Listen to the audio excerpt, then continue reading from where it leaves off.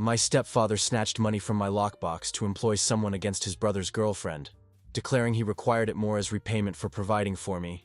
But now I'm implementing my own vengeance plot. Be me, 22-year-old male. Have to tell you all about the wildest family drama. This mess started years ago, and it got real messy. Buckle up, Anons. My dad has always been the most entitled person I've ever known. Growing up, everything was always about him and his image.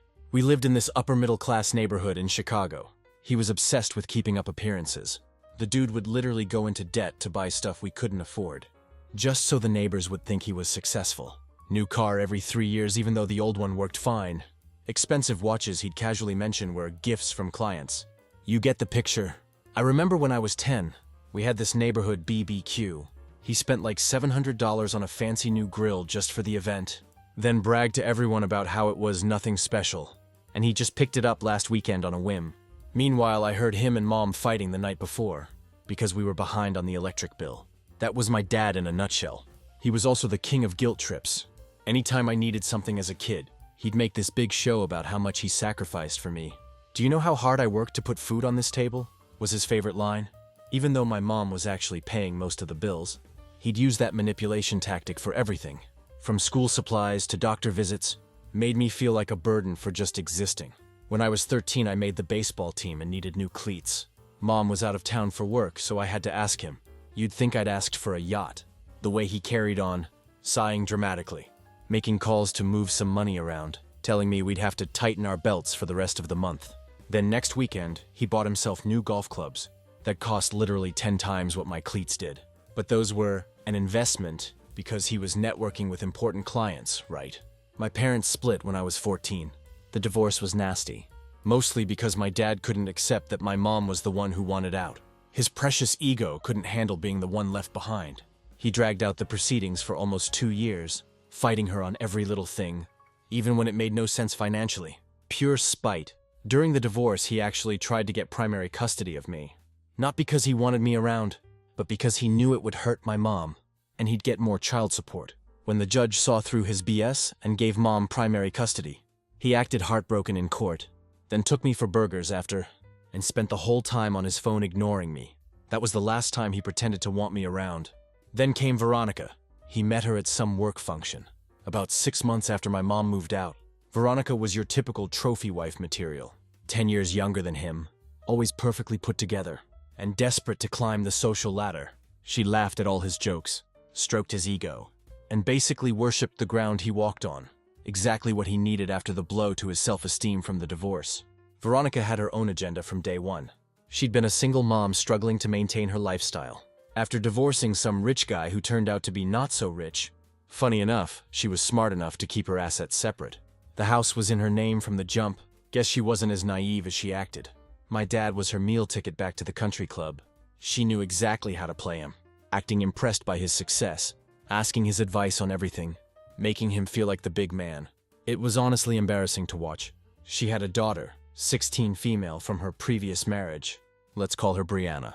From day one, Brianna was treated like royalty in that house. She was a year younger than me, but that's where the similarities ended. While I was average in pretty much every way, Brianna was this conventionally pretty, popular cheerleader type who knew exactly how to manipulate adults to get what she wanted. She had my dad wrapped around her finger within weeks. She'd pull tricks like calling him daddy. Her real dad was still in the picture, BTW, and doing this fake, helpless act whenever she needed something.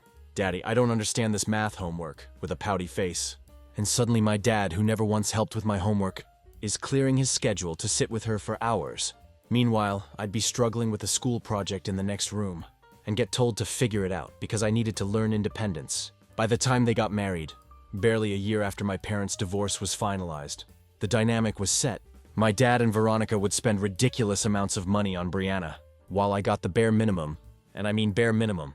I remember one Christmas where Brianna got a MacBook Pro and designer clothes, while I got whatever was on clearance at Target. Veronica enabled all of this. She'd give these fake concerned looks when I'd point out the obvious favoritism, saying things like, "Well, Brianna's going through so much with the adjustment," or "Your father just wants to make sure she feels welcome in the family." This went on for years. Meanwhile, Brianna knew exactly what was happening and would smirk at me behind their backs. Once I overheard Brianna and her friends laughing about how she could get my dad to buy her anything. I just do the sad eyes thing and call him daddy and bam, new phone. They were literally mocking how easy he was to manipulate while wearing the clothes he bought her. When she saw me listening, she just winked. I started spending most of my time at my mom's place, only going to dad's every other weekend as required by the custody agreement.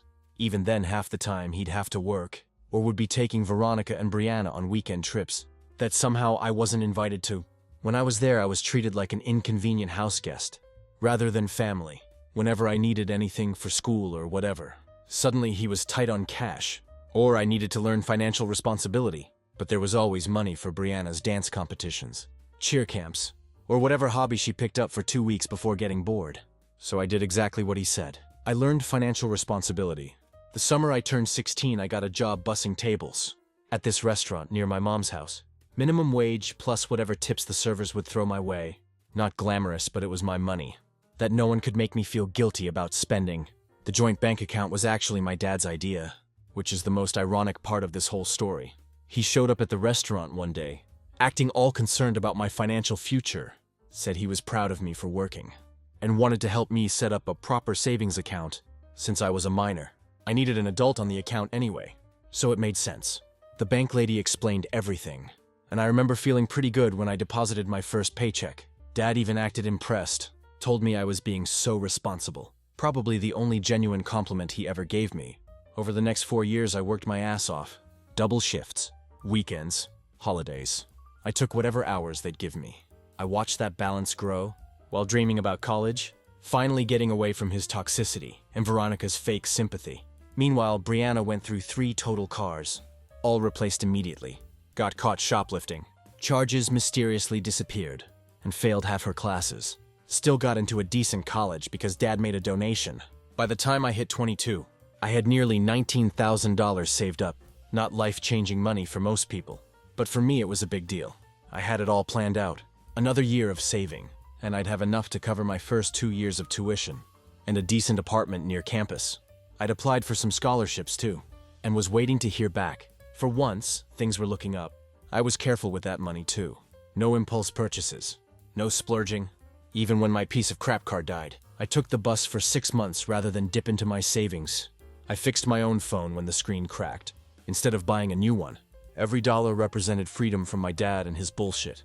Then came that day at the bank. It was just a normal Thursday. I stopped by before my shift to pull some cash for the weekend. Simple transaction. Done it a million times before. But this time the teller's face changed when she looked at her screen. My stomach dropped before she even said anything. "I'm sorry, but there are insufficient funds in your account." I just stood there blinking like an idiot. Those words didn't compute. I asked her to check again, thinking it had to be a mistake. She clicked around for a bit, and then turned the screen so I could see it. A withdrawal. The entire balance. All $19,000 and change. Gone. The date stamp showed it happened barely a month ago. That's when everything clicked. Brianna's sudden trip to Cancun with her besties. The designer clothes she'd been posting on Instagram. Her caption about the best surprise ever from the best dad ever. All paid for with my money. Money I'd earned working doubles, while she was out partying and posting selfies. I walked out of that bank feeling like I was going to throw up, sat on a bench outside and called him right there. When he picked up, I didn't waste time with small talk. I straight up asked him why he'd emptied my account. His response, "You don't need it right now." Brianna did. "You can always earn more later," just like that. Like my 4 years of busting my ass meant nothing. Like what I'd saved was just pocket change I could easily replace. Like his stepdaughter somehow deserved my money more than I did. That was the moment I decided. This manipulative, entitled asshole was finally going to learn what consequences felt like. After I hung up on my dad, I just sat on that bench outside the bank for like an hour straight, up shaking with rage. I've been angry before, but this was different. This was next-level fury that made my vision blur. 4 years of my life, thousands of hours of work, all my sacrifices, gone in one transaction, so Brianna could post bikini pics from Cancun. I couldn't just let this slide. Not this time. This wasn't about the money anymore. It was about years of being treated like I didn't matter, years of watching him bend over backward for his new family, while tossing scraps my way.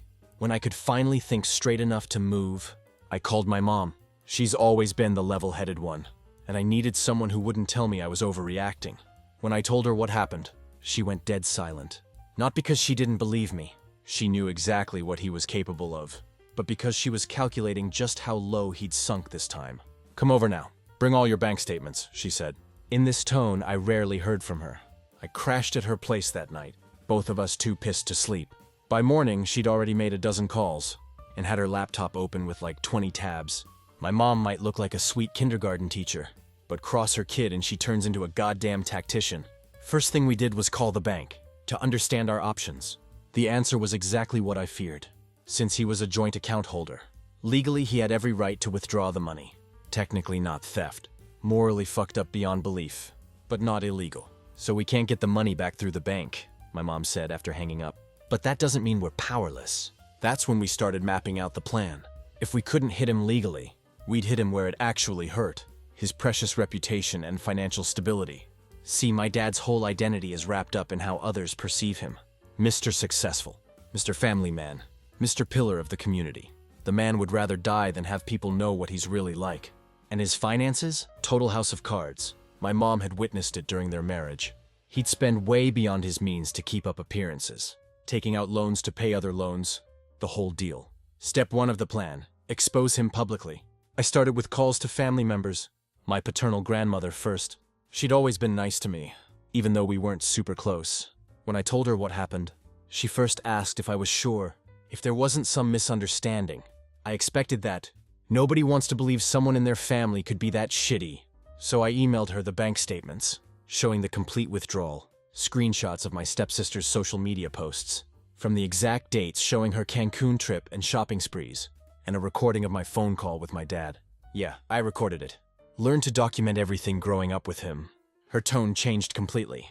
"I always knew your father had issues," she said, "but I never thought he'd stoop this low, not with his own child's future." I didn't stop there. I called every relative, every family friend, every connection we had in common. Some didn't believe me at first. Others made excuses for him, but enough were disgusted by what he'd done, especially when I had receipts to back it up. Most of my aunts and uncles were shocked, but not completely surprised. Apparently, my dad had a reputation in the family for being selfish, even as a kid. My uncle told me about how my dad had borrowed and crashed his car in high school, then let my uncle take the blame. "Your dad's always thought rules don't apply to him," he said. My cousin Tyler was particularly helpful. He works at a credit union and was furious when he heard what happened. "Public records are your friend," he told me, explaining how to look up financial information that might help later. More on that in a bit. Then I took it nuclear. I wrote a detailed Facebook post, no dramatics, no name calling, just the cold hard facts, with screenshots as proof. I explained how I'd worked since 16 to save for college, how I discovered all my money was gone, and how I found out it was funding my stepsister's luxury vacation. I ended with a simple question: what kind of father steals his child's education fund to buy his stepdaughter designer clothes? But I didn't just post it on my page. I posted it in our neighborhood Facebook group and the group for his golf club, and tagged every family member and family friend I could think of. Then I sat back and watched the chaos unfold. The impact was immediate. The post exploded within hours. Comments, shares, messages flooding in from people I hadn't talked to in years. Everyone wanted to know if it was true, and everyone was horrified when I proved it was. People from his work saw it too. Turns out one of his co-workers is married to one of my mom's friends. The co-worker shared it with their entire department. Dad's boss saw it. Clients saw it. Everyone saw it. Brianna was the first to respond, commenting some BS about how she had no idea where the money came from, and how I was trying to ruin her relationship with her dad. But she deleted her comment and blocked me within minutes. Veronica, my stepmom, sent me this long private message about how I was being childish and airing family business in public, and how I didn't understand their financial situation. I posted that too, with the caption, "Apparently stealing $19,000 from your stepson is just family business these days." By evening, my dad's phone must have been blowing up because he called me raging. He wasn't sorry. He was furious that I'd embarrassed him, that I'd made him look bad, that people were calling him about it. His boss had even pulled him aside at work to ask about the situation. Not once did he apologize. Not once did he acknowledge that what he did was wrong. He was just mad that I'd exposed him. He threatened to cut me off completely if I didn't delete the post immediately. I laughed at that. Cut me off from what? You already stole all my money. There's nothing left for you to take. When he tried to guilt me about destroying his reputation, I just replied with his own words, "You don't need your reputation right now. You can always rebuild it later." The silence on the other end of the line told me I'd hit the mark. When he finally spoke, his voice had this dangerous edge. "You're going to regret this. Not as much as you will," I replied and hung up. That night, the real work began. Remember my cousin Tyler from the credit union? He couldn't access my dad's records directly. That would be illegal. But he pointed me toward public resources where I could dig up dirt. Your dad cares about his image, right? Well, financial problems don't stay hidden forever. Especially from the people in his house, Tyler said. You just need to know where to look. Tyler showed me how to search county records online. Taught me about tax liens, property records, court judgments, all that stuff. He even helped me set up alerts, so I'd know if any new records got filed under my dad's name. I spent the next week digging through every public database I could find. County records, court databases, property information, business filings. I wasn't just angry anymore. I was focused, methodical, out for blood. The county website was a goldmine. Turns out you can see if someone has tax liens, judgments, or property records. All public info. I found 3 tax liens from the past 5 years, a judgment from a credit card company he defaulted on, and multiple late payments on their mortgage. Nothing massive individually, but together they painted a picture of a man drowning in debt while pretending to be successful. I also found out he'd taken a second mortgage on the house, just 2 months ago. I'd bet anything that's where some of the money for Brianna's trip came from, on top of my savings. Then I remembered something when I was cleaning out my old room at his house last year. I'd found a stack of mail he'd hidden behind some books in his office. I'd ignored it then, thinking it was nothing important. Now I realized it might be financial stuff he was hiding from Veronica. I called my old high school friend Nicole, who still had a key to Dad's house. She sometimes pet sat for them when they were away.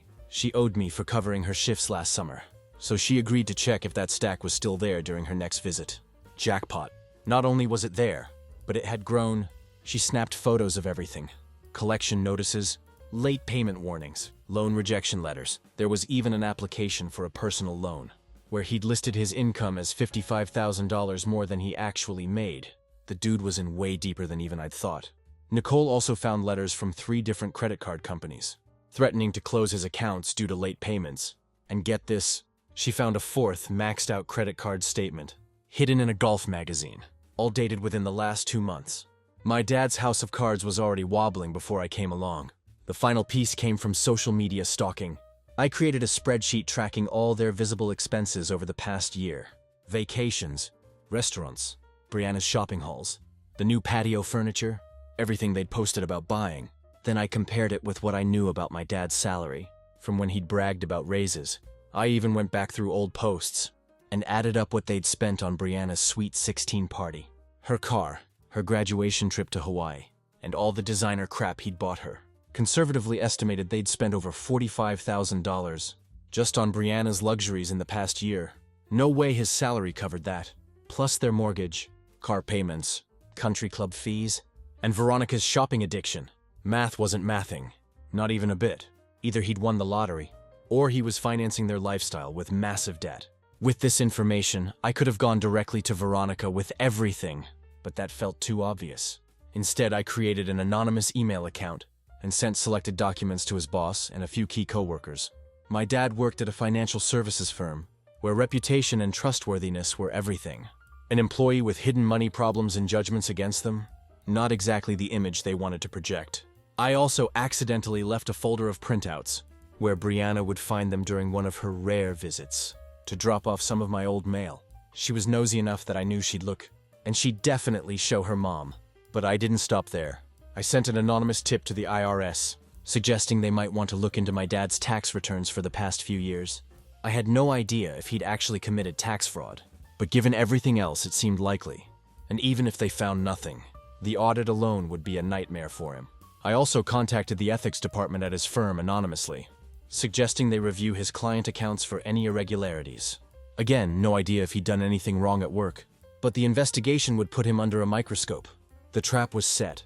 All I had to do was wait for everything to explode, and explode it did. But I had no idea just how badly things would go down. When my dad finally realized he was cornered, I thought it would take at least a week for everything to explode. Nope. Took exactly 48 hours. My phone went nuts Tuesday night with texts from family. Apparently, my dad got called into some emergency meeting with his boss that afternoon. My cousin's wife works in the same building, and overheard stuff about financial responsibility and company image. Not enough to fire him, but definitely put him on thin ice. But that was just the appetizer. The main course happened at home. Brianna found the folder exactly like I planned. Being nosy AF, she opened it, saw all those final notice and collection attempt stamps, and ran straight to Mommy. Veronica, who had no idea about their actual money situation for years, completely lost her shit. So Dad came home from his already terrible day at work to find Veronica waiting with the folder spread out across the kitchen table, according to my grandmother who heard it from my aunt. Yeah, family gossip and all. The neighbors actually called in a noise complaint because of the screaming. Veronica was screaming so loud that their next-door neighbor texted me, asking if I knew what was going on. Next morning, Dad called me. He was pissed and straight up panicked. He kept asking what I did. If I said something to Veronica or his boss, I played dumb. When I finally dropped that, maybe he shouldn't have stolen my money.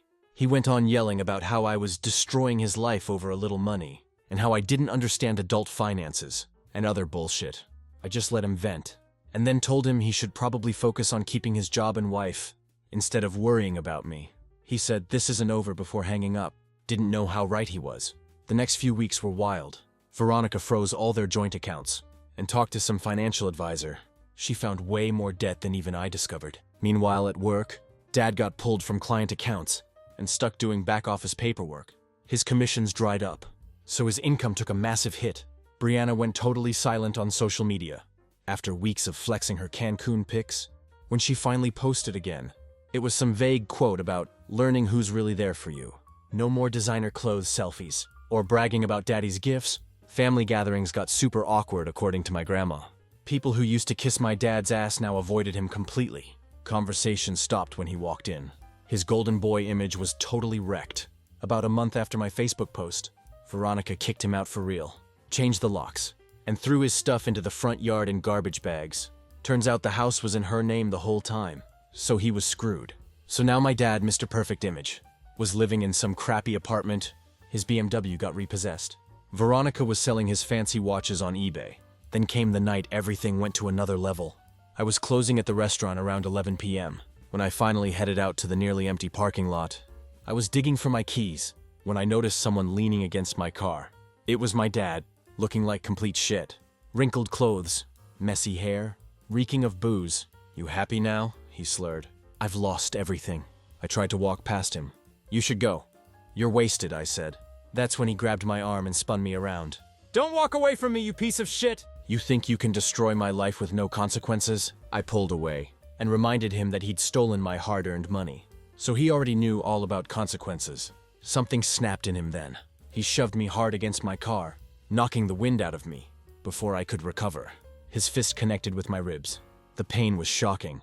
I couldn't believe he'd actually hit me. "You're going to fix this," he growled, punching me again in the shoulder. "Tell everyone you lied." I tried to shield myself, but he was bigger and stronger. Another hit caught me in the side. I managed to break away and stumble sideways. He lunged at me, but I sidestepped, and he crashed into my car. The alarm started blaring, and that's when my manager Roberto came running out of the back door of the restaurant. "Hey! What the hell is going on?" Roberto shouted.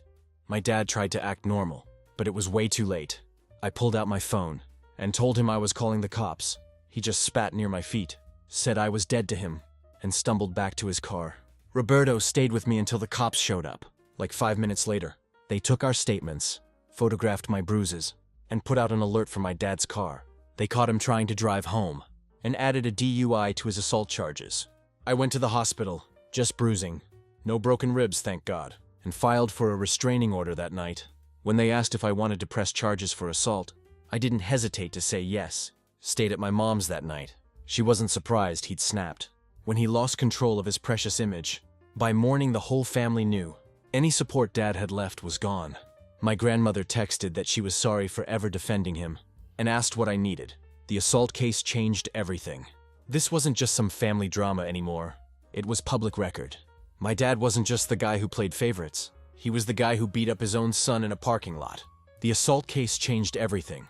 What started as family drama turned into something my dad couldn't BS his way out of. Funny how bruises and police reports don't care about your excuses. Got a lawyer through my mom's college friend who does family law. She hooked us up with a reduced rate. Thank God, since I was broke. Wonder why? First priority was making sure the restraining order stuck. Dad couldn't come within 500 feet of me, my home, or work. Of course he tried to weasel out of it. Had my cousin call me saying he was really sorry and wanted to work things out privately. Yeah, right. Translation. He was scared shitless about going to court and wanted me to drop the charges. Lawyer told me to ignore all that noise. Court was pretty much what you'd expect. I showed up with my mom. Still had wrapped ribs and fading bruises. Dad showed up alone and pathetic. No Veronica or Brianna backing him up. Shocker. Won't bore you with all the legal crap, but basically they had security footage. My manager's statement and photos of my injuries. Dad's lawyer tried the whole just a family argument that got out of hand angle. Judge basically called BS on that logic. Like, did he really think he told people I stole his money? Was a good defense for assault? Genius move there, Dad. Long story short, he took a plea deal, got 6 months probation, anger management classes, 100 hours community service, fines for both assault and DUI, permanent restraining order, and had to pay my medical bills, plus a shiny new criminal record that'll follow him forever. Not jail time, but I was cool with that. Watching his life implode was better punishment anyway. The probation terms screwed him even harder than I expected.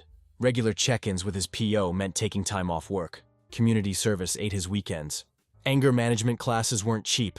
And here's the funny thing. His apartment was too close to mine, under the restraining order terms, so he had to break his lease and move again. Couldn't have planned that one better myself. Oh, and the family fallout was brutal. My grandma called me after the news story ran. She was beyond pissed. Said she'd been making excuses for his behavior for decades, and was done enabling him. She literally updated her will the next week, to remove him completely.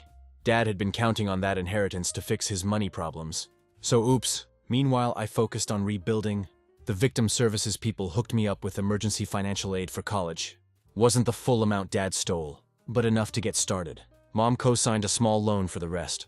Found a cheaper apartment with a roommate. Picked up more shifts. Landed a small scholarship.